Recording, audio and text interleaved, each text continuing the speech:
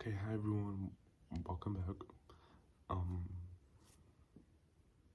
Today we're gonna be talking about media literacy is not dead, and everybody calm down, don't panic. She's not dead. She's very much alive and breathing. And I just kind of sort of want to have more of an open discussion about that. So let's start with our first talking point, which quite literally is what is media literacy, right? So media literacy, and obviously I'm looking at my notes. Yeah, let me look at my notes, please. Media literacy, according to the WWW, is the ability to critically analyze stories presented in the mass media and to determine their accuracy and or credibility. Um, I mean, it's pretty much that simple. It's quite literally just the information that you see on the internet and in the media. How are you conceptualizing that, babe? How are you mentally processing that? How are you mentally digesting that? Are you digesting the right information? Is it misinformation? Etc. Etc. Um, Second talking point, who does it affect the most? Um, Quite literally, based off of research, it's quite literally just younger people, the younger generation, people from the ages like that 18 to 24-ish range. They suffer from it the most. I did find a little article that I will link, of course, that really illustrates, really demonstrates this way better than I am doing right now. But basically, this article illustrates, again, I'm going back to my notes. This article illustrates how a lot of young people use media platforms but cannot discern real from fake. They often cannot tell when a video is being sponsored or what that even means. Unfortunately, it also illustrates how a lot of younger people just simply don't think critically about the information they see on apps like Instagram, Twitter, Facebook, etc. They take it at face value and oftentimes are the victims of misinformation, which is extremely unfortunate, and dangerous, of course. I also go to state, especially for those who are still trying to navigate things like teenage angst, puberty, etc. Girl, you trying to be media literate on top of all of that? It's okay,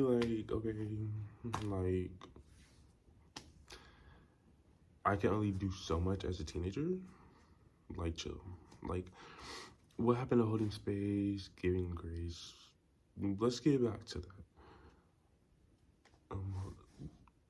This article also states how bias, BIAS, is also a major contributing factor as to which information gets the most attention.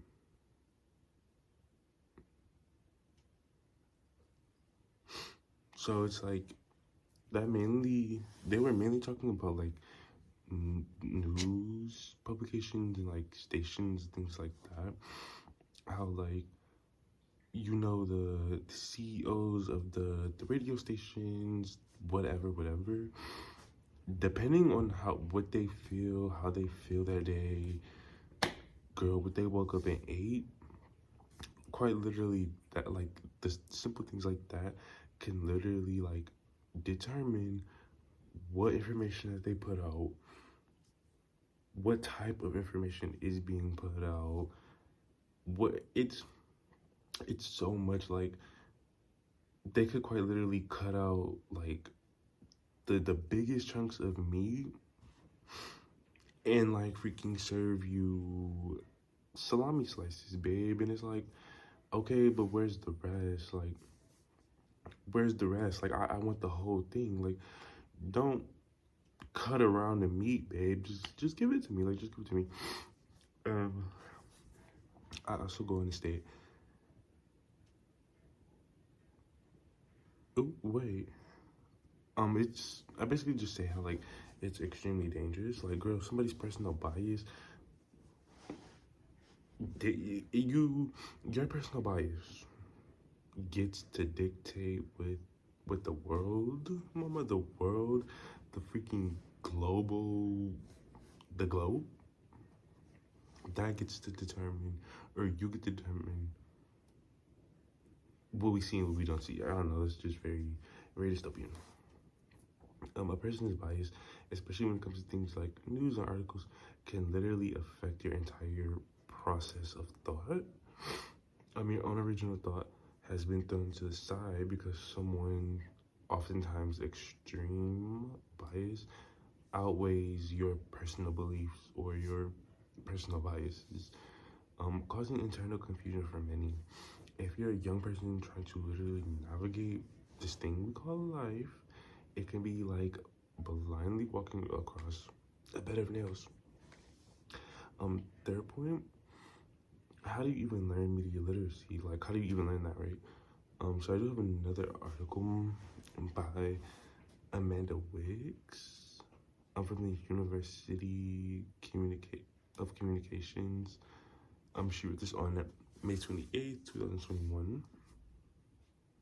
This article pretty much just states that professor, her name is Tripathi, I don't know if I'm saying that right, please don't get who's also senior faculty researcher at Carolina Center for Information, Technology and Public Life, states ways we can better understand media literacy. One way is to understand algorithms and realize that they want all of your attention and use marketing tactics and freaking commercial selling points to hold on to your attention for as long as possible. She also states it's essential, I'm quoting her, it's essential to be critical not just of the information that a search returns, but also the kinds of phrases we use to search in the first place. That puts us in these filter bubbles without even knowing it, which is so interesting because it's just like, based off of like quite literally you just using one, not necessarily wrong word, but just like using words out of context into regards of like your search. If you use like the wrong words, like use those out of context, it can quite literally just like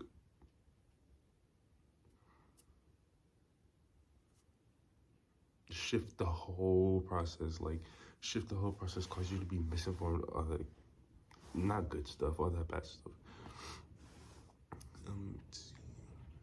Not only that, but we should use keywords. Like when we use the keywords,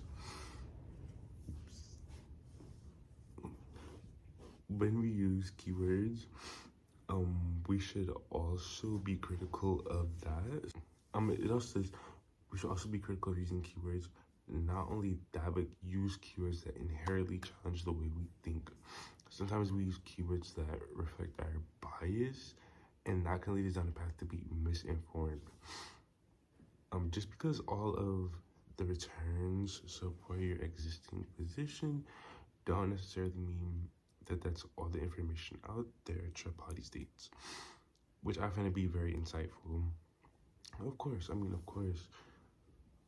it is insightful. It seems so basic, but like when you really think about it, like when you're going to search something up on Google, girl, like you're not really paying that much attention to what you put in the search engine. Like you're just trying to find the answer for real. Like you don't really, a lot of people just don't. And my thing is like, it's fine. Like it's fine. It's literally fine to be like a human. Like if we're trying to look up an answer on Google, Bing, whatever, like, girl, we just want the answer.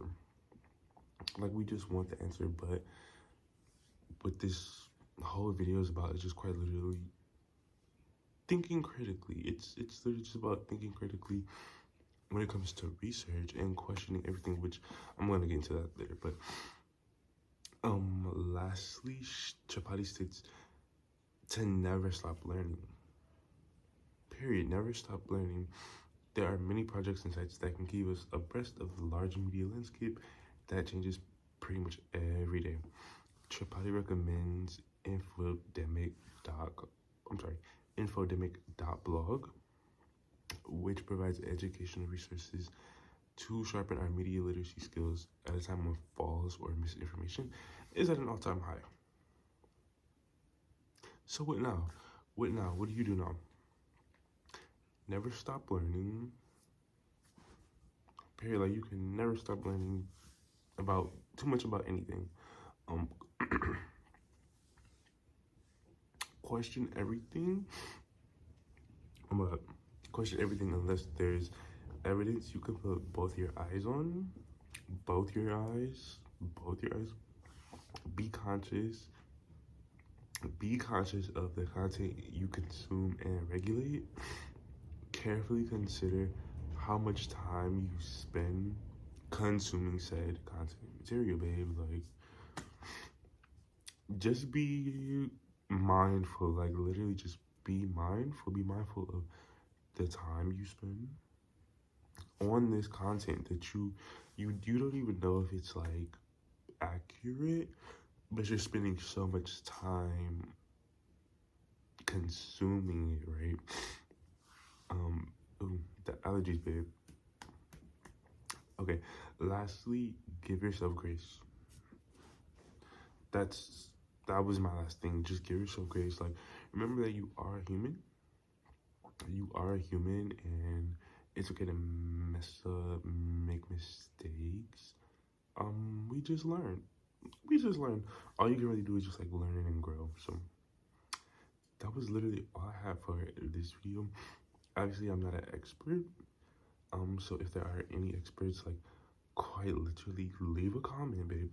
Leave a comment so not only I can learn more, but like other people can learn more, so we can stop being misinformed and quite literally just like navigate like the digital landscape, because that's not, I feel like personally that is like a skill, like knowing, girl, people don't even, there are a lot of people that don't know how to cite sources. They just don't know how to do research, right? So if we could find better ways to do that, I just think that we could really get somewhere. Now, that was all I had. If you did like this video, if you found it informative, babe, please like, share, comment, like literally comment ways to be more media literate. With that being said, look forward to the next video, and thank you.